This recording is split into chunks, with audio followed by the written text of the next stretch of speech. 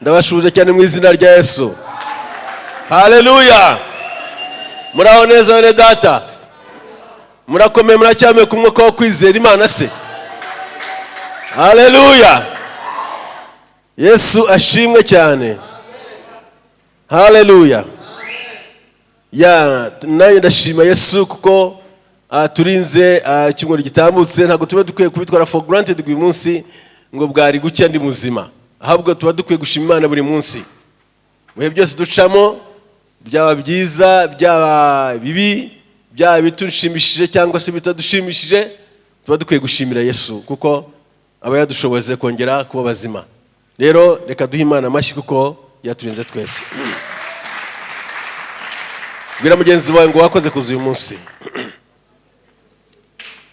Haleluya. Tujye gusangira ijambo rigaragara inshuro zingana n'iminsi ingana, amen, zingana n'iminsi yo mu mwaka, amen. Ijambo tujye gusangira yitwa Humura, amen. Iri jambo rigaragara muri Bibiliya inshuro 365. Nukuvuga ngo ni icyigisho cya Bible, it's a Bible based message. Yesu shimwe cyane. Ni isomo rya Bibiliya yigisha abantu. Nukuvuga ngo hari impamvu Imana yagenaga ibisubiramo kenshi. Nuko hari ibintu byinshi bitera ubwoba abatuye isi. Imana ishimwe cyane. Haleluya. Kwisi igiye kureba usanga umwana w'umuntu ari ku risk nyinshi cyane ku buryo ibintu bimwe arabizi ibindi ntabizi. Amen. Ashobora kuba azi ibintu bishobora kuba byamuhitana bikamutera n'ubwo, ariko hari n'ibindi atazi bishobora kuba byamuhitana within no second. Yesu ashimwe cyane. Amen. Haleluya. Rero ndashaka kubwira ngo ibyo uzi n'ibyo utazi hari ibyo uzi udafite icyo wakoraho, hari n'ibyo utazi udafite icyo wakoraho, ahubwo Imana yateganyije uburyo bwo kukurinda burenze ubwo buzi. Imana tuyiha amashyi, irakoze. Haleluya. Urimbye ari imwe ngo humura mwana wanjye, humura mwana wanjye, ibyo uvuga byose ndabyumva, kandi imbere y'ukubimbwira banamaze kubibona, kandi ntuterwe ubwoba nibyo byose bikugose, kuko ndi Uwiteka Imana yawe, manuwe no kugutabara. Yesu ashimwe cyane. Humura mwana wanjye, wigira iki ubwoba? Ndibaza ko uyu muririmbyi yayishuriwe ikintu gikomeye cyane cya Bibiliya. Uyu munsi nawe nkuko twabivuze ngo izo nshuro zigize umwaka, n'uyu munsi nawe ukoze iki urimo? Uyu munsi urabwirwa ngo humura. Yesu ashimwe cyane. Hari imyuka ya Satani igambire kukurangiza every single minute nubwo utayibona. Yesu ashimwe cyane. Iyo umuntu ahumetse rimwe gusa yinjiza mikorowe ibihumbi n'ibihumbi, ariko kubera ko hari uburinzi Imana yateganyije mu mubiri we, izo mikoro zihinduka nuisance, zihinduka ubusa. Yesu ashimwe cyane. So kwisi hari ibintu, hari umuntu twiye kuvugana ngira ngo ni Claude, ndavuga nti ariko hari abaturanyi bacu baba hakurya hariya bashatse kuturangiza umunsi umwe batumaraho kabisa. Abera bafite ibintu byabo tekinoloji zabo bakoze. Really hari gihe ureba imbunda bateguye, ureba imbunda zitunzwe n'Abarusiya, ukareba n'izitunzwe n'Abanyamerika, ukareba n'izikorwa n'Abashinwa n'Abahinde n'abatangiye kuzikora n'ibindi bihugu byo mu Burayi. Iravuga ngo really we are living in a dangerous world. Igihe cyari cyose bize explodinga, isi bihindura ivu. So iterabwoba rirahari cyane, ibiterabwoba ku isi ni byinshi cyane, ariko reka nkubwire mwene data, niba warakijijwe urahirwa kuko urarinzwe. Yesu ashimwe cyane, haleluya. Urarinzwe mu buryo bukomeye cyane. Bibiliya iravuga, reka mbabwire mwene data, babwire ukuri. Ku isi hano hari abantu baba ku isi ariko ni kuzimu babayo. Amen. Niba n'uyu munsi baje kubatangariza ngo well, ku isi hano hari abantu bahari ariko no mu ijuru bariyo. Vuga ngo amina. Ku isi abakristo bari hano ariko no mu ijuru bafite ubwenegihugu, batuyeyo muri Kristo Yesu, niko ijambo ry'Imana rivuga. So nta mpamvu yo gutinya abasatanisti ni kuzimu bagiye bakaba badutera ubwoba. No, natwe turi abantu dutuye, nubwo turere dutuye no mu ijuru, kandi ijuru ritegeka iyi si. Ndakubwiza ukuri, zirinze abakristo. Reka nkubwire ngo bwira mugenzi wawe ngo burya sha nuko utabizi urarinzwe kabisa. Yesu ashimwe cyane, haleluya. Reka babwire gakeya, we nubwo atereho focus nshaka kwerekeza, nshaka kubwira uri we muri Kristo Yesu. Uri umuntu n'isi itazi neza. Amen. Ntago muturanye bakuzi, abavandimwe bawe ntibakuzi, well, n'abamusengera ntibakuzi neza. Yesu ashimwe cyane. Ijambo ry'Yesu mu gitabo cy'Abefeso kiratangaje ukuntu gisobanura. Bibiliya ivuga yuko turi ingingo za Kristo Yesu. Wowe na Kristo Yesu nta tandukaniro. Iyo Imana ikurebye ibona umwana wayo Kristo Yesu. So muri wowe hatuyemo intare ya Yuda idaterwa ubwoba n'iterabwoba ryo mu isi. Yesu ashimwe cyane. Ku isi hano utuye, nubwo hari byinshi bishobora gutera ubwoba, ariko hari ingabo zikurinze na utazi neza. Vuga ngo amina. Mana ya data wa twese, reka mbabwire ukuri. Bibiliya iravuga ngo eske mu Baheburayo ntimuzi yuko abamarayika ari imyuka yatumwe gufasha abazaragwa agakiza? Abamarayika ni imyuka, ni agents, ni ingabo zishinzwe kurinda abana b'Imana hano ku isi. So muri Kristo Yesu uri umwana w'Imana. Imana ubwayo yirongeye, uri uwayo, yarakuguze, uri property yayo. You belong to God. You don't even belong to yourself. Nta nubwo uri w'ababyeyi bawe. Imana yarakuguze, itanga ikiguzi na fagitire irahari, Imana irayifite. So ntabwo Satani ashobora guclaiminga kuko ntabwo uruwe na rimwe. Naho Satani yagukura, Yesu ashimwe cyane, kuko utaruwe. Amen. Naho Satani yagukure kuko utaruwe, ntabwo uri wa Satani. Yesu ashimwe cyane.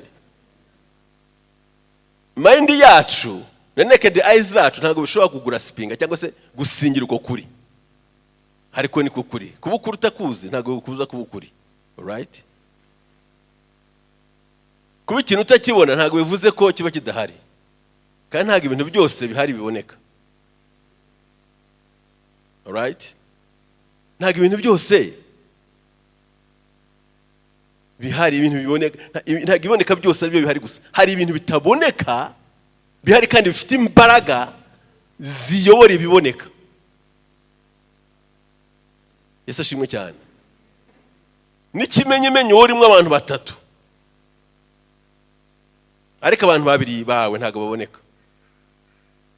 Ariko abantu babiri akuvuyemo abo ngabo ntago inyuma yongera kuboneka.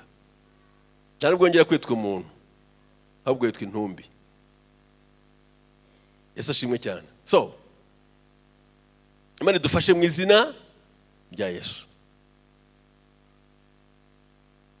Well, reka ne kubagumisha hirya no hino bazengurutsa, reka tujye mu ijambo ry'Imana. Reka dusome Matayo 14 murongo 22 kugera kuri 32. Dusome mu izina rya Yesu. Umutwe w'amagambo uratubwira uti Yesu agendesha amaguru hejuru y'amazi. Uwo mwanya ahata abigishwa be ngo bicire mu bwato babanze hakurya amare gusezerera abantu. Amaze kubasezerera aragenda azamuka umusozi wenyine ajya gusenga. Bwari bugorobye ariyo wenyine, ariko ubwato bugeze umuhengeri buteraganwa n'umuraba kuko umuyaga ubaturutse imbere. Nuko mu nkoko azaho bari agendesha amaguru hejuru y'inyanja. Ariko abigishwa be bamubonye agendesha amaguru hejuru y'inyanja bahagarika imitima, batakishwa n'ubwoba bati ni umuzimu. Ariko uwo mwanya Yesu avugana n'abati, nimuhumure ni jyewe mwitinya. Petero aramusubiza ati, mwami niba ari wowe untegeke nzahuri ngendesha amaguru hejuru y'amazi. Aramusubiza ati, ngwino. Petero ava mu bwato agendesha amaguru hejuru y'amazi ngo asange Yesu. Ariko abonye umuyaga ko ari mwinshi aratinya, atangiye kurengerwa arataka ati, databuja nkiza. Uwo mwanya Yesu arambura ukuboko kwe aramufata aramubwira ati, yewe ufite kwizera guke we, niki gitumye ushidikanya? Baratambuka bajya mu bwato, umuyaga uratuza. Amen. Ongera usubiremo kuva ku murongo 25. Nuko mu nkoko azaho bari agendesha amaguru hejuru y'inyanja. Yego, agendesha amaguru hejuru y'inyanja. Komeza. Ariko abigishwa bamubonye agendesha amaguru hejuru y'inyanja bahagarika imitima, batakishwa n'ubwoba bati ni umuzimu. Ariko uwo mwanya Yesu avugana n'abati, nimuhumure ni jyewe mwitinya. Basi irekerera aho ngaho. Yesu ashimwe cyane. Niba ngombwa turaza gusoma handi, nibitaba ngombwa turahihorera. Amugize tugasomye habire ko reka tubanze turebe hano. Yesu ashimwe cyane. Hano haratubwiye ngo Yesu yari kumwe n'abigishwa, ndetse yari amaze gukora ibitangaza byinshi cyane. Kimwe muri byo yari amaze guhaza abantu imigati 5 n'amafi 2. Hanyuma ngo amazi icyo giterane kirangije ngo ahata abigishwa mu bwato ngo abohereza hakurya atari kumwe nabo. Amen. Ko mu bwato aravuga ngo bamubanzirize hakurya ngo abanze asezerera abantu. Amaze gusezerera abantu ngo ntiyanabakurikira, ahubwo azamuka umusozi ajya gusenga. Yesu ashimwe cyane. Vuga, bwira mugenzi wawe ngo uburyo iby'Imana ikorera bizi.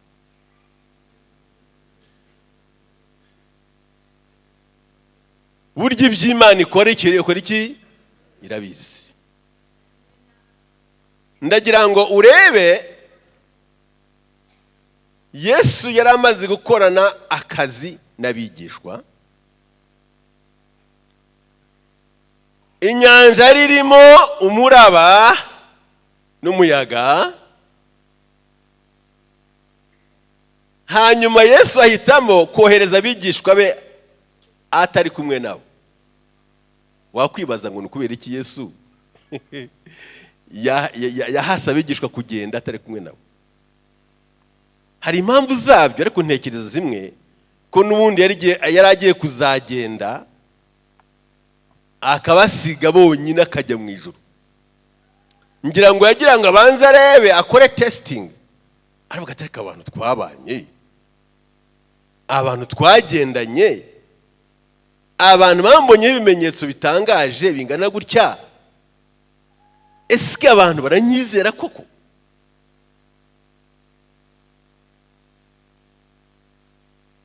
Yesu ashimwe cyane. Noneho ngo baragenda bageze ngo bahora n'umuyaga cyane urabagora ijoro ryose. Yesu abibona, urabagora ijoro ryose, Yesu abiruzi, urabagora. Ariko Yesu arimo no kubasengera, niko ntekereza, kuko ngo yarazamutse bamaze kwinjira, nta yahise azamuka umusozi ajya gusenga. Yesu ashimwe cyane. Ngo hanyuma ijoro ryose bagenda bafite bari against resistance iteye ubwoba y'umuyaga. Sinzi niba hari umuntu wari wajya mu bwato, sinzi niba hari umuntu wari wajyaho mu bwato ngo ahure n'imiyaga n'imiraba ngo arebe ukuntu. Sinzi, hari umukozi w'Imana witwa Thomas, sinzi niba aranga madamu ndamubona hariya, sinzi niba yaje, ariko yigeze kutubwira ukuntu bigeze kujya mu bwato, noneho bakubitwa n'umuraba, amazi, ubwato bakagenda budaha amazi hirya no hino, bumva bagiye gushira rwose, kugeza igihe abantu bamwe bagiye boga, ngira ngo baza kuba rescued. Ariko byari ibintu biteye ubwoba by'ukuri, kuko nta hantu ushobora guhungira iyo umuraba waje, ubwato bukuzura amazi buracubira, abantu bose bakaba drowning. So byari ikibazo kubigishwa, byari ikintu giteye ubwoba pe. Ariko burya Yesu yari abizi. Mwene data, reka nkubwire ngo ibintu urimo kunyuramo Yesu arabizi. Amen. Ibintu bikunaniza, ibintu biguteye ubwoba, ibintu bikuruhije, ibintu ubona ko bishobora guhitana ubuzima bwawe, ndashaka kubwira ngo burya Yesu akoze iki? Arabizi. Ubwo Yesu abizi, noneho rero Yesu ashimwe cyane, nta mpamvu yo kugira ubwoba mu gihe ingorane urimo kunyuramo Yesu azizi neza. Kandi niba Yesu yarabyemeye ko unyura aho hantu, mbigutera ubwoba, byinakubabaza, ahubwo ntibigushimishe, ubiyimburesinge, kuko at the end of the day biraza kuviramo ikintu cyiza. Kuko biravuga ngo kubakunda Imana byose bifatanyiriza hamwe kubazanira iki? Ibyiza. Ku bana b'Imana, ku bantu basobanukiwe Imana, ku bantu bazi amasezerano y'Imana no gukora kwayo, ibintu byose birabakorera. Na Satani ubwe azana ibitero, hanyuma at the end of the day bikazana inyungu n'ingaruka nziza kubera ashaka guhitana. Tukavuga ngo byose nyine hatabuzemo na kimwe. Yesu ashimwe cyane. Haleluya. So reka mbabwire bene data, tujya tugira, hari ibintu byitwa ibigeragezo, bibamo kategorize ebyiri. Habamo kategorize ebyiri. Harimo kategori yitwa ibishuko n'ibigeragezo. Ubundi ibigeragezo, ubundi byitwa ibipimo, byitwa ibizamini. Ibyo rero nibyo Imana ikunze kwemera ko abana bayo bakora iki? Banyuramo. Hari n'igihe abana bashobora guca mu bishuko ariko atari ibiteye. Birabwo ntabwo Imana yoshya umuntu gukora ibyaha. Imana ntiyoshywa, nta nubwo igihe yoshyeshya abantu gukora iki byaha. So Satani niwe uzana amoshya, niwe uzana ibishuko ku bantu b'Imana. imana yo izana iki? Ibipimo, izana ibizamini, kubera yuko nta munyeshuri ushobora kwimuka ngo ajye mu klasi yisumbuye atabanje gukora ikizamini. Amen. So kugira ngo imana itwintrustinge ibyo twari dusanganywe, nuko ibanza ikaducisha he? Mu kizami. Iyo tugitsinze tuba duqualifyinze kugera ku dimension imana ishaka kutugezaho mu bijyanye n'ubwami bwayo. Yesu ashimwe cyane. Hari intambwe uba utari wakagezeho, imana ikagucisha mu giki? Mu kigeragezo. Ni nayo mpamvu byaba ari ibigeragezo, iyo ubonye ari ibipimo cyangwa se ari ibizami, ukwiye kubyimburesinga, ukabikora iki? Ukabihobera, ukavuga ngo thank you Jesus, thank you for this, thank you for this lesson. Nuvuga kubera ko reka mbabwire, ngende umwarimu, mfite n'ishuri rya Bibiliya nigisha. Ubundi iyo umwarimu atanze ikizamini, ntabwo ikizamini kiba kigamije cyane, kiba kigamije ibintu nka bibiri. Cyambere kiba kigamije promotion, ntabwo kiba kigamije demotion. Amen. All right. Icya kabiri, ikizami kiba kigamije gupima ko umunyeshuri yize neza cyangwa umwarimu yigishije neza. Amen.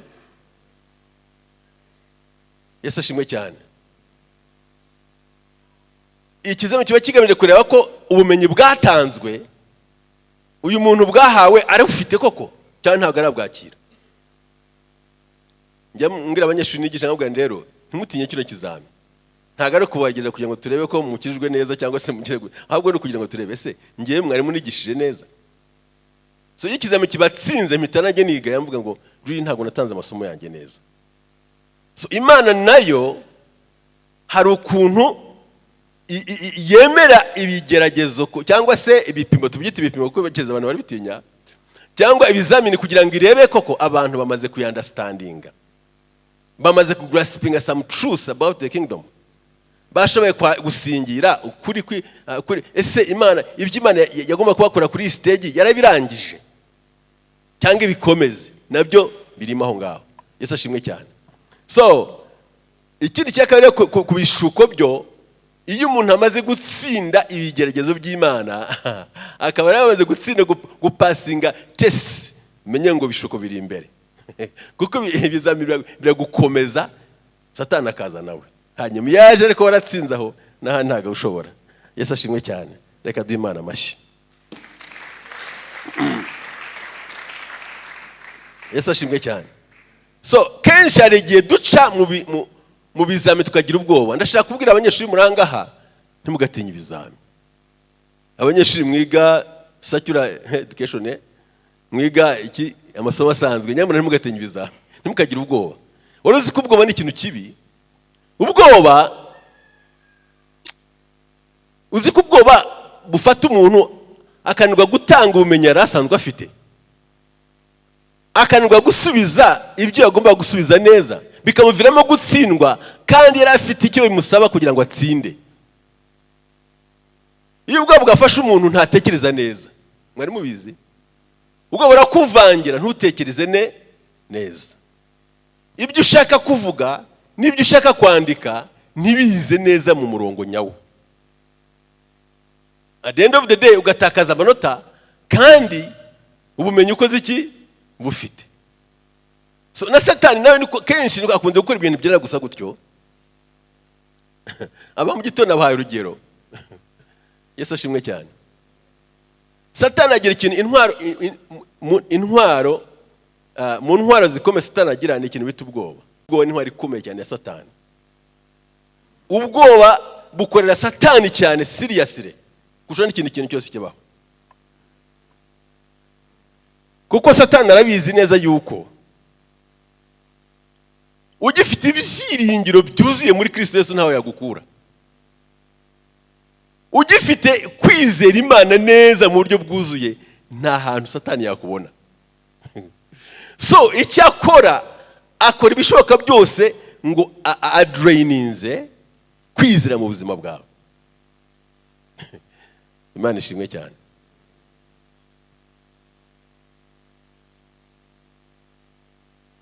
So fear ni ikintu kibi cyane dukwiye gushaka uburyo twikiriminatinga mu buzima bwacu.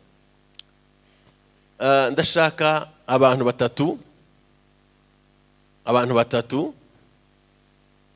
basumbanwa uko ari batatu. Bazi hano dufatanye kubwiriza hari nkuko njye numva abandi babivuga. Abantu basumbanwa bagufi, umugufi umusubyeho n'umusumbyeho wa gatatu. Hari ikintu ushaka kugira ngo mbereke. Hagira aba volunteer bazi hano. Aba volunteer muzi ko musumbanwa mugira hano. Ababiri bazi abandi undi nashaka kumushaka nyuma. Abarenda kungana. Ababiri baje barasumbanwa bihagije. Hanyuma muyamba ashobora kubasumbaho kazunguka muyamba ikomezuze. Muyamba ikomezuze turebe. Ariko ngiye gushaka undi muntu munyanganire. Mukovayo uyambaye kayero. Ungwino.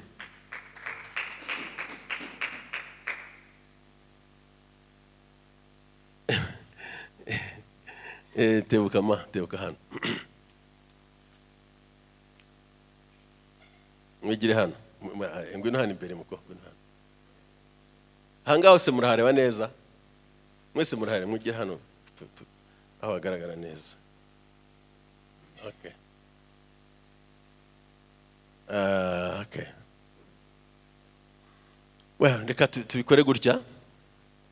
Hari imisozi umuntu azamuka ifite undi dusozi dutoye imeze gutya ngo mujya muyibona. So ndagira ngo mubone ko yari umusozi umwe ariko ugizwe n'udusozi dutatu. Amen. Ndagira ngo mubone ko uyu ni umusozi umwe ariko ugizwe n'udusozi tukora iki dutatu dutandukanye kandi tutareshya.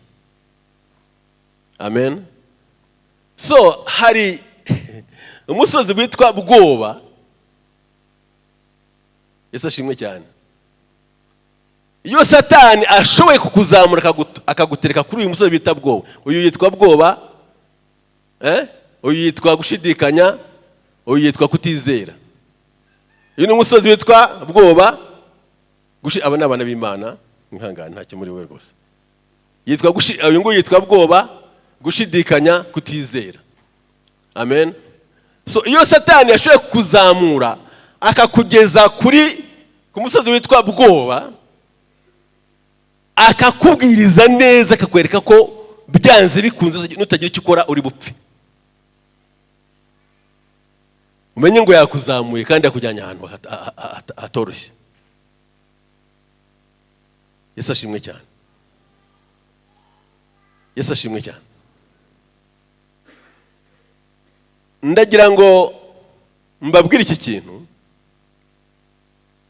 Ubwoba iyo umwana w'umukobwa amaze kubona ko imyaka igeze 35, 38, 40, abona ko bikomeye, aravuga ati oh my God, I'm finished.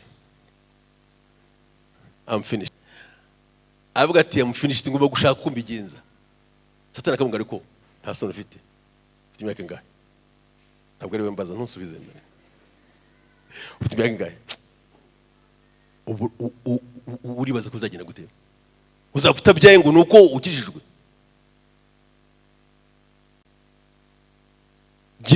Gira uko bigenza. Ubona hariya mu rusengero uzabona umugabo wowe. Hashize igihe kingana iki ntawe kubaza, nta muntu n'umwe ukubaza n'izina ryawe. Ubu nutagira icyo bikora urabona bitakurangiranye. Hanyuma akagukuriyetingamo ikintu bita iki ubwoba koko ugatanya akakubwira ngo ariko koko Imana yakubwiye ko ubundi bigiye Imana yagize kubwira ko uzagushakira umugabo. Hari ahantu hereye kuwe kuzagushakira umugabo wowe. Umugabo niwe ugomba kumwishakira.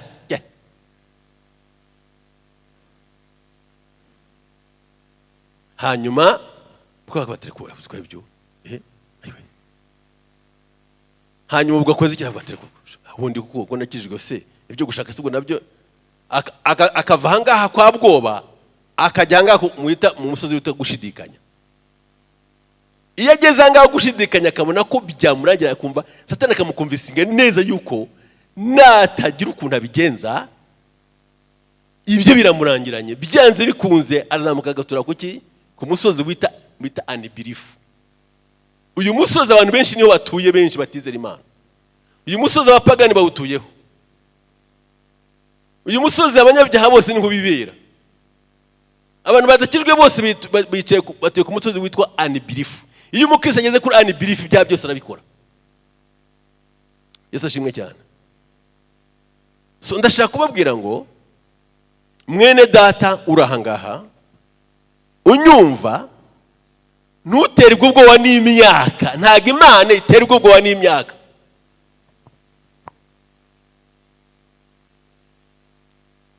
Ntuterwe ubwoba nuko bakwirukanye mu ishuri. Ntago abantu bose bariho neza ari uko banize. Ushobora gusanga abantu bafite amadoctorate babayeho nabi cyane, abantu batagize mu ishuri bafite miliyoni na millions. Ezashimwe cyane. Ntago bivuze ko gukira no bica mu education. Munyumve neza please, ntagire umwana uzareka kwiga hano. Umva? Ikababwira umunsi umwe nari turi mu rusengero, umwana w'umukobwa arahaguruka ati ndashima Yesu. Bitese. Ndashima Yesu. Okay. Ati Yesu, ati buri gihe se yatanga school fees disi. School fees arazitanga pe, arazitanga. Ati ariko zikubara rwose umuntu kugutangira school fees nta mutaziranye koko. Turavuga ngo ariko Imana yakoze ibitangaza disi. Dukuma amashi turashima abana yakoze gutanga school fees. Kuba umuntu umuha school fees ni umugabo wa umuvizira kugeza igihe amuteye inda. Kubera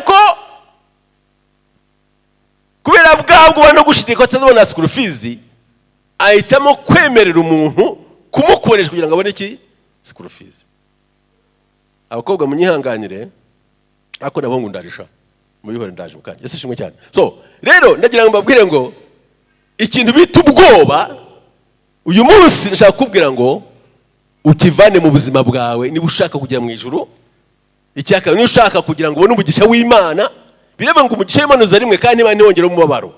Ariko umugisha kiguye ko umugisha wa Satani. Satani arawuguha, ariko ejo mu gitondo akazakongera imibabaro, akazakongera umuruho, akazakongera kugura ibitotsi, akazakongera gupfa nabi, akazakubuza kugera ku destiny yo kubaho kwawe. Reka mbabwire ko Kristo hari umugisha w'isi ifite, ariko natwe dufite umugisha wacu. Yesu ashimwe cyane. Nshaka kubwira ngo mu masezerano y'Imana, Imana hari cyanditswe kivuga ngo ntutinye ko ndi kumwe nawe, ntukebe kundi Imana yawe. Yesu ashimwe cyane. Mwene data urahanga ntukebe kuko Imana ari Imana yawe. Muri Isaya 41:8, 10. Ntutinye kuko ndi Imana yawe. Imana twizera, the Almighty God, ni Imana yawe kandi ireba mu nda y'ingumba ikabona iki? Ikabona ishyanga rikomeye. Washifite mu y'amashyi. Ireba mu nda y'ingumba ikabona abana. Yarebye mu nda ya Sara ibona iki? Ibona Isaka. Wari umaze imyaka 90. Yesu ashimwe cyane. Haleluya. Imana dufashe mu izina rya Yesu. Reka ambasade mugende mwicarire. Iri mwicaye mwe kumanga ha.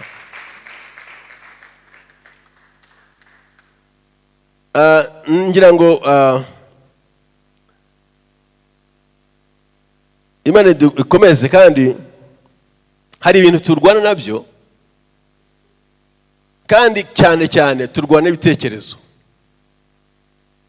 Imana ishimwe cyane. Niba hari ikintu kirushya kinaniza ni ibitekerezo. Umugabo umwe yaravuze ngo hari intambara ijya mbere ngo kandi imirwano irakorerwa mu mutwe wawe. So hari intambara tujya tugira zikorerwa mu mitwe yacu. Satani yajya kugutsinda arabanza agahitinga mind yawe, kandi ikintu cya mbere ayikubita ikintu bita ubwoba. Umunsi umwe nari nacuruje kabisa nkiri musore, mbona agafaranga gafatika nkashyira mu kavera. Uganda bajya babika amafaranga mu vera. ushobora kubona umuntu afite akavera atyo ukibaza ngo nta mata afite kandi ari amafaranga. Noneho mpakira amafaranga mu kavera ndakajyana. Noneho uko ndakagiye arya haturuka nshaka kubajura. Noneho umwe mu bajura aragenda afata icyuma ajyambira ku giti. Noneho azanyirukanka inyuma ashaka kugira ngo ajombe kakavera agashwanyaguza. Noneho amafaranga agwe muri kaburimbo ayore n'abandi bayibare baraho bayore. Hanyuma noneho umutima namwe ariko kari agaki kuko aho nakoreraga abajura nari mbazi kandi nimba nyuze ndeba group. Numva nge ndebe inyuma ngiye kwambona umugabo aje neza afite umushi umeze gutya. Noneho ndahunga nambuka umuhanda njya kuri ndamureba araseka asubira inyuma arirukanka. Satani nawe niko akora. Nshaka kubwira ngo Satani akuri inyuma ashaka gutobora akavera kawe kitwa faith. Yesu ashimwe cyane. Gutobora akavera kawe kuko iyo Satani akumazemo akudrainizemo kwizera kwose kaguhoyokamo cyane. Umenye ngo Satani aragufite byanze bikunze natakugongesha igikuta azaguta muri wese. Yesu ashimwe cyane. Kuko iyo ibyiringiro byawe byakoze iki byabuze no mu gishanga ugwayo. No mu gishanga ariko abasore muri aha cyane mukaguma bishanga mukanyagamo.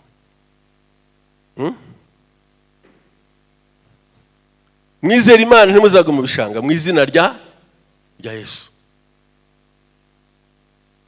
Agucinze itari yuko aguma mu gishanga ugasanga waguye mu gishanga kandi wararigise waguye mu pe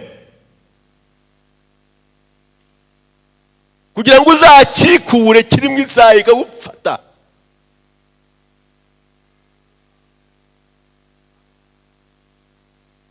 Yesu ashimwe cyane. Satani nakagabo kabi cyane. Bibiliya iravuga ngo Abakorinto ba 2:13 baravuga ngo nubwo tugenda dufite imibiri ntabwo turwana mu buryo bwa kimubiri, ariko imbere y'Imana intwaro zacu zifite imbaraga zo gukubita hasi ibihomero kubisenya. Dukubita hasi ibitekerezwa mu mutima tukabigomorera Kristo. Hari ibitekerezo, hari source eshatu zituruka mu bitekerezo. Hari source cyangwa se isoko iva mu bitekerezo. Amen. Eshatu. Iya mbere ni wowe bwawe, the natural man. Wowe kamere yawe iratekereza ikaguhereza. Rimwe na rimwe ikaguhereza ibitagufitiye n'akamaro. Ariko ishingiye ku selfishness, ishingiye ku marangamutima yayo ikagukonvincinga. You have to be careful my friend. Umuntu umwe yaravuze ngo tekereza ku byo utekereza mbere yuko ibyo utekereza bikuroha. Amen. Tekereza ku byo utekereza. Amen. Think about what you are thinking. Tekereza ku byo utekereza ubihe igipimo. Yesu ashimwe cyane. Hari ikindi gitekerezo gituruka kuri Satani, twakivuze ni igitekerezo kenshi ikintu ugiteguye kumva kiguteye ubwoba, umenye ngo byanze bikunze igitekerezo kirava kwa Satani. Iyo ikintu cyose ugiye kugikora ako kikaba gishingiye ku bwoba, nushaka uburetse wanze utuze. Kandi igihe wakubiswe n'amaranga reka mbagira inama. Iyo hari ikintu kigutunguye cyane ukumva kirakugoye cyane, please before ngo ibitekerezo hari sose eshatu. Iya mbere ni kamere yawe iguha, iya kabiri ni Satani, iya gatatu n'umwuka wera. So umwuka wera ikintu cyiza kubwira ko igitekerezo utekereje ari icya Satani, nuko ari ikintu kiba gishingiye ku bwoba. Bibiliya ivuga ngo ikintu cyose kidakora nko kwizera, icyo kintu ni icyaha. Ikintu cyose ukoze bishingiye kuko watewe ubwoba, reka mbabwire ikintu kigutera ubwoba ntugafata umwanzuro. Ujye ubanza ureke amarangamutima abanza akora iki, abanza acogore. Umuntu nakurakaza ukumva urakaye cyane, ntugafata umwanzuro. Ujye ubanza ukora iki, ujye ubanza wikarumba no gufata imyanzuro. Yesu ashimwe cyane. Ujye ubanza utuze gakeya, ubanza utekereze neza, ubanza bijye mu mutwe, kuko ibintu bimwe tubikora bidashingiye mu bwenge no mu kuri, ahubwo bishingiye ku marangamutima yacu batwagize. Hari abantu bamwe bigeze kuva muri iri torero kubera kurakara, bararakara gusa baragenda baraza baramubariza, ndavuga nti ntabwo ngenda, ntabwo mpamagaye kubera umujinya. Ntabwo niba muhemukiwe ntabwo gende bugende ko gusinyana nawe ko mwahemukiwe. Ntabwo Imana ihamagara shingiye kuri ibyo ngibyo. No, I not go. Ndanga. Yesu ashimwe cyane. So, ugiye gufata hari ikintu cyagutunguye, gibanza ukarome ubuzima bwawe gitekereza neza. Yesu ashimwe cyane. So, kenshi kamere kuja gusingira ku selfishness, pride cyangwa so ubwoba. So, ikindi Satani wagateje ubwoba kugira ngo ukore ikintu. Abantu benshi ibyo bakora byose bishingiye ku bwoba. Abantu benshi ibyo bakora muri iyi si bishingiye ku kintu bita ubwoba. Abantu benshi batinya ibizabaho hejuru. Nkuko nk'urugero twagiye gutanga rw'abakobwa bageze ahantu bakagira ubwoba, bagashaka guciza inzira zitarizo, n'abasore bajya bagira ubwoba kavuga ati ntabwo genzaho n'amafaranga y'ubukwe agaterura. Please, wa musore urangaha witerura. Ariko reka mabwire ngo abasore muri ahangaha. Abasore mumanike amaboko yanyu, abahungu muri ahangaha mutari mwashaka, nimanike amaboko imbahumurize mu kanyagamo. Amen. Reka mabwire ukuri. Ntibizabe intandaro yo niba ushaka wakundanye n'umukobwa wawe bakamuguhereza rwose ugakwa, cyangwa se bakakubwira kuzakwa wenda nyuma yo gushaka, nta kibazo. Wowe uzaze wambare ishati yawe n'ipantaro yawe, umukobwa yambare ikanzu ye, ku cyumweru muze ku cyumweru hano nsabe buri mukristo wese yigurire fanta imwe, hanyuma basezeranye mu izina rya Yesu. Kandi ibyo byashoboka. Oya, this is ikono ukuri kandi nabihisemo. Aho kugira ngo umuntu tumusange hariya ngo nuko ngo yumva nta mafaranga afite yo kwicaza abantu benshi ngo bagaburire abahe byo kurya. No, kuki ibyo byabaho se? Ku cyumweru maternero niba nigisha isaha yose nakugisha iminota 30, indi minota 30 kabaye kugusezeranya, ariko tukakuresa ikiwaringa ntitukutakaze mu izina rya Yesu. Amen. So, ngiye rwose nditanze, muremo byumva, nyamuna nimuzagira icyo mwitwaza. Yesu ashimwe cyane. So, rero ndagira ngo nyamuna nawe nuterwa ubwoba ngo uterure, rero tugusange waraguye kubera ko wumva ko Satani yakubwiye ngo nta mafaranga uzigera ubona, cyangwa kamere ikakubwira ngo rwose ntibizashoboka, rwose ngewe nditanze abigukorera bitagutwaye amafaranga menshi cyane. Imana idufashe mu izina rya Yesu. Ikindi nacyo mwene data, no, nugira mu mafaranga aho ukora organization witira amafaranga y'abandi. Hari amafaranga ahagije Imana yakugeneye. Amen. Hari amafaranga Imana yakugeneye yawe atarimwo shiti, atarimwo umuvumo. Amen. Nkuko umubyeyi ategurira umwana we, n'Imana yaguteguriye ubutunzi bwinshi. Yesu ashimwe cyane. Hari ubutunzi bugomba kugushoboza kugira ngo uzagere ku ntego yo kubaho kwawe, nugendera mu ijambo ry'Imana, mu mugambi wayo, byanze bikunze ibyo ukeneye mu buzima uzabibona. Kuko ntabwo Imana ikiza umuntu ibyaha ngo irende kubudukiza ubukene. Ntabwo Imana itishoboye ishobora kudukiza iki? Ibyaha. Ikanirwa kudukiza ubukene. Ibyo ngibyo Imana irabishoboye, usibye ko Imana itangirira ku gikomeye cyane igaheruka ku cyoroshye cyane. Imana itangira ku byaha, itangira ku muntu w'imbere ikaza ku muntu w'inyuma. So ni Imana yatangiriye ko buri mera kujyana ahantu heza cyane. So buri munsi ugenda ubona intambwe nziza Imana igenda duteza. So bayero minutes zakugezayo, ntugire ikibazo muvandi mwene data. Yesu ashimwe cyane. So ndimo kuvuga ibitekerezo bitatu. Igitekerezo cya mbere umwuka wera, twavuze kuri Satani ngo igitekerezo cy'ubwoba, kamene kaguha ibitekerezo bitari byiza by'amarangamutima, ariko umwuka wera iyo aguhaye igitekerezo cyiza wumva kiguhesha amahoro mu mutima. Icyo nicyo kikubwira uburyo ushobora kudifferentiatinga source z'ibitekerezo zitandukanye mu buzima bwawe, bikagufasha kugira ngo ushobore kubaho neza. So nakubwiraga ngo ntugigire gukora ikintu, kuko abantu benshi ibyo bakora byinshi biba bishingiye ku bwoba bw'ejo hazaza, ugasanga bakoze amakosa, bakoze amafuti, ejo kandi barabyicujije batagishubije inyuma. So please, ndagira ngo nkubwire ngo komera, ongera kwiringira Imana, ongera kwizera Imana. Hano twasomye ijambo ry'Imana, ntabwo ndarigeraho, ndashaka kugira ngo dusubiremo. Hari ahantu twavuze ngo Yesu amaze kubagera ku nkoko, abagezeho abigishwa mu nkoko, ngo Petero atera intambwe imwe ava mu bwato akandagira mu mazi, ngo kuko yemeye ko Yesu yamubwiye ngo ngwino. Petero yabwiye Yesu ngo Yesu, niba ari wowe koko tegeka nze, niba ari wowe tegeka nze. Yesu ashimwe cyane. niba ari wowe Yesu tegeka nze. Petero agira ibyiringiro bikomeye cyane, atera intambwe ya mbere. Iya kabiri Satani aramubwira ngo urapfuye wa mugabo we. Hari ahantu wari ubona umuntu ugendesha amazi, ugendesha amaguru ku mazi? Hari ahantu wigeze ubona umwana w'umuntu agendera hejuru y'amazi? Reba uyu muraba birakurangiranye umwanya muto ngo Petero atangiye gukora iki? Gucubira. Ndashaka kubwira mwene data, hari intambwe nyinshi umaze gutera ugenda hejuru y'iki? Y'amazi. Hari amazi menshi umaze kugendera hejuru. Nyamuneka akomeza wizere nde? Kristo Yesu. Hari ibintu byinshi wari uzi ko bizaguhitana, ukomeza kwiringira Imana, Imana irabigutsindira. Imana yagutsindiye ibya mbere, n'ibingi bizakora iki? Izabigutsindira. Yesu ashimwe cyane. Ntushingire ku cyo Satani akubwiye, ahubwo ukomeze icyo Yesu yakoze iki? Akubwira. Yesu arakubwira ngo ukomeze uze, Satani akubwira ngo reka da, urapfuye. Wigendera ku gitekerezo cy'ubwoba, gendera ku gitekerezo gishingiye kwizera Kristo Yesu, byanze bikunze uzatsinda. Amen. Uzanesha iyo ujye uzakora iki? Uzagerayo. Ndashaka kugira ngo dusome icyanditswe kimwe hanyuma dusoze. Petero wa mbere ibice 5 umurongo wa 8 kugera ku wa 10.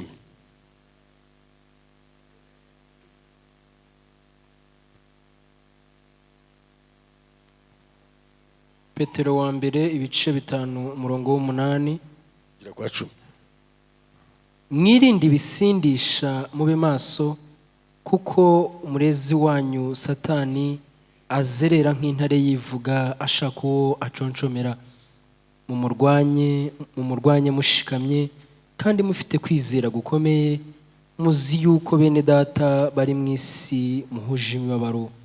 Kandi Imana igira ubuntu bwose yabahamagariye ubwiza bwayo buhoraho buri muri Kristo, izabatunganya rwose ubwayo, ibakomeze, ibongerera imbaraga nimumara kubabazwa akanya gato. Subiramo umurongo wa 10.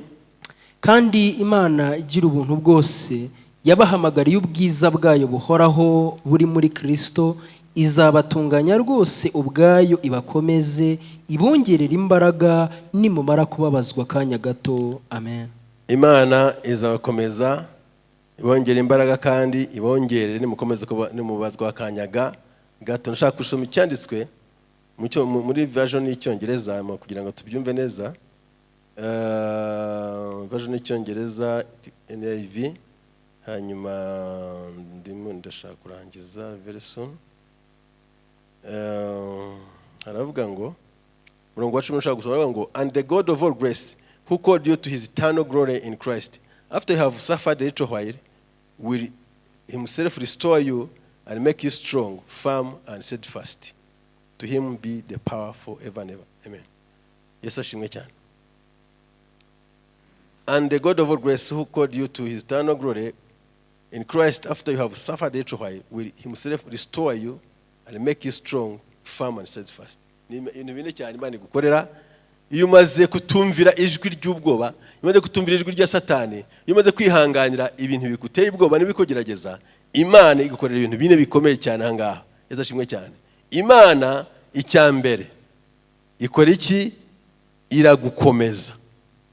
Twavuze ngo iki?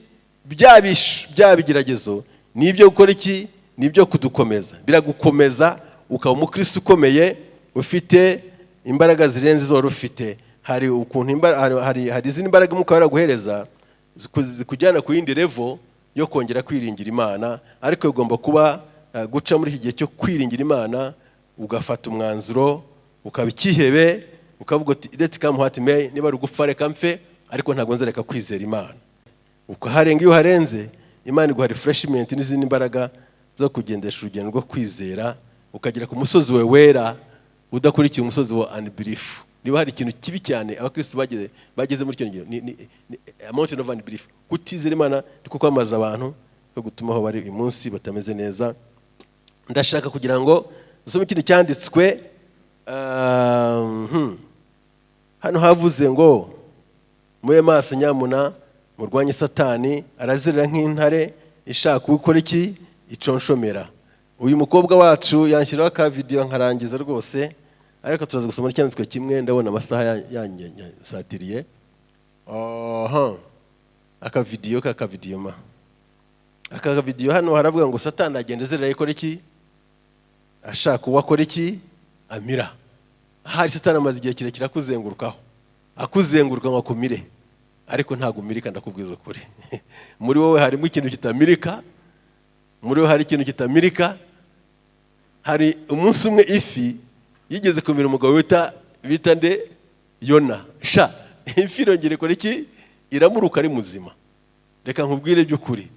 Nawe uri umuntu utamirika, ngaho gashyiraho de. Dushyiraho aka video n'akantu ko kureba ko imfashanyigisho gusa, turebe ukuntu ko Satani azenguruka ashaka kubanshoshamira. Hari intare murayireba. Uhishe mu kirahure cyitwa Kristo Yesu. Muri wowe uragaragara, ariko nta cyagukoraho. Imana ishimwe cyane. Rero Satani ugenda yivuga ashaka kubanshoshamira, ni kuri ya Satani ajya twivugana ashaka kutumira, ariko Imana yacu yadushyize mu kira, turi muri Kristo Yesu, tutuye muri Kristo Yesu. Bibiliya ivuga ngo abari mu Kristo Yesu bose bambaye nde? Kristo. Abatijwe muri Kristo Yesu bose bambaye iki? Bambaye ikirahure cyitwa Kristo. Iyo rero Imana yikureba kubonera umwana wayo Kristo Yesu, ikavuga iti very good my son, very good, don't mind, don't worry. Yesu ashimwe cyane. Sasa noneho rero ukabona Satani arimo arivuga ukwiheba, ukanirwa gusinzira, ukanirwa gukora, ukanirwa gutekereza neza, ukanirwa gukora imirimo wari usanzwe gukora, ukumva by stress up. Ni byiza wakorera Imana ukabireka, ukavuga ati ariko n'ubundi ariko ubundi ko nta n'agaciro bampa ngenda biretse. Ukumva ubuzima bwawe ukoze iki? Bugiye ahantu. Kumva baye so bitter. Ariko nshaka kubwira ngo mwene data, komeza ukore ibyiza wakoraga iki? Wakoraga. Amen. Ntacyo uzakora iki? Uzaba. Imana yacu irekera Debora kirakira abantu batarangara. Yesu ashimwe cyane. Ndashaka kugira ngo ndangize ku cyanditswe kimwe, Abakorinto ba mbere 16:13, hanyuma mbare kuri 16:13. Mbare kuri ni mugendere rwose. Abakorinto mbere 16:13. Mube maso, mukomerere mu byo mwizeye, muba abagabo nyabagabo, mwikomeze. Urakoze cyane. Mube maso, mukomerere mu byo mwizeye, muba abagabo nyabagabo, mwikomeze. Yesu ashimwe cyane. Ntabwo ushobora gukomera, nta n'ikindi cyagukomeza kiretse ukomejwe n'ukuri ko wamenye muri ijambo ry'Imana. Niba usobanukiwe uri wo muri Kristo Yesu, kuri umwana w'isumba byose, uri umwana w'umwami, urakomeye. Ariko niba utazi ko uri umwana w'umwami, ufite ikibazo gikomeye. Yesu ashimwe cyane. Ntabwo mfite umwanya, nakatanze urundi rugero. Hari umwana w'umwami ugeze kujya mu mahanga, ageze bamuha akazi ko gukora muri resitora, kandi ari umwana w'umwami. Hanyuma ise aza kuhatunguka, avuga ati umwana wanjye naramubuze. Abwira nyiri resitora ati nshakira umwana ndaguha amafaranga. Agiye kureba amafaranga asanga yanditseho Edi Mafi. My goodness. Umugabo aravuga ati wa mwana dukoresha ngano n'umukire bigeze hariya. Ye data wa twese we, iwabo ise afite igihugu ku buryo amafaranga yanditseho n'amazina ye. Abwira umukobwa ati tangira kumushutika vuba vuba rwose, ahubwo tukujya tubona umukwe. So rero ndagira nkubwire ngo uri mu isi itakuzi, ariko uri umuntu ukomeye, ntabwo ukwiye kugera. Ari ubutunzi ufite, ari uburinzi ufite, ari imbaraga zifite, ubuzima bwawe bushingiye mu buzima Imana ikubona yaguhaye muri Kristo Yesu. Mu migisha Imana yaduhaye ivuga mu Efeso bice ya mbere, nuko twe dufite ubwene gihugu bwo mu ijuru, dufite n'uburenganzira bwo gucisha bugufi imbaraga zose z'umwijima. Twahaye ubutware bwo kubita hasi Satani n'ingabo ze zose. Twahaye ubutware bwo gukora iki? No gusenya ibihome, byo gusenya imigambi y'abadayimoni, byo gusenya imigambi y'abantu, imigambi mibisha.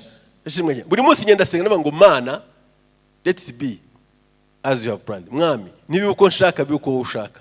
Hari iby'Imana ishaka, hari n'ibyo ukora iki ushaka, hari n'iby'isi ishaka, hari n'ibyo abadayimoni bakora iki bashaka.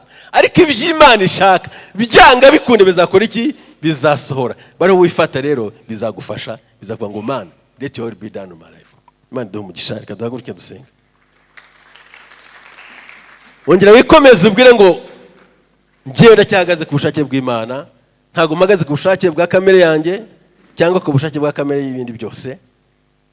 Amen. Kandi ubushake bw'Imana nk'umwana wayo ni bwiza cyane ku buzima bwawe. Tugiye gusenga. Imana data wa twese ndagushimiye ngo uhaye icyubahiro, ngushimiye kuri Imana itugirira neza. Niwongere Imana duhe imbaraga, niwongere duhe confidence Mwami, niwongere duhe Mwami mwiza witeka Imana kumenya neza abo turi bo mu mwana wa Kristo Yesu. Ko turi abantu batoranijwe kera sitarabaho, tugahabwa ubwiza kandi tukaraga umurage udasanzwe. Data mu izina rya Yesu Kristo ndagushimira cyane kuri Imana igira neza ishobora byose. Ubwo turi mu mwana wa Kristo Yesu natwe rwose turi abana bawe buzuye. Kubera iyo mpamvu nta na kimwe twemeye ko kidutera ubwoba, nta na kimwe twemeye ko kidukoresha ibitari by'ukuri, nta na kimwe twemeye ko cyadukoresha Mana ibitagendana n'ijambo ryawe. Tugihumirije nibura ahangaha ukaba wumva wari wafashe imyanzuro mibi ubuzima bwawe, kumva ubuzima bwawe bwari bwakujyana ahantu hatari heza, ukumva warafashe imyanzuro mibi, wari ugiye guciye ishyamba, reka ngusabuze hano ngusengere. Niba wari watakaye, niba utagikizwa neza, ibyo nibyo byaba byararangiye, niba wari warasubiye inyuma, umanike ukuboko ngusengere mu izina rya Yesu. Reka dusenga Imana. Mana mu izina rya Yesu ndagushimiye, nguhaye icyubahiro, ndagushimira ubwo iteraniro ry'uyu munsi Mwami ryaje hano. Reka imbaraga zawe n'imbabazi za Data wa twese mukiza wacu utugirire neza Mwami, dufashe kuboko kwawe kwiza Mwami gushobore kutunesha no kudutsindishiriza, ubuzima bwacu bugende Mwami bwo gutunganira umunsi ku wundi. Utugirire neza Uwiteka Imana, dukomeze kukwiringira kuko Mwami very soon ibyo turimo bizasozwa, twinjire ahandi aho twagenewe iteka. Turagushimira, turavuze ngo urakoze Mana, komeza abantu bawe, ongera kubaha imbaraga zo gukomeza kwizera mu izina rya Kristo Imana y'Imana horaho. Amen.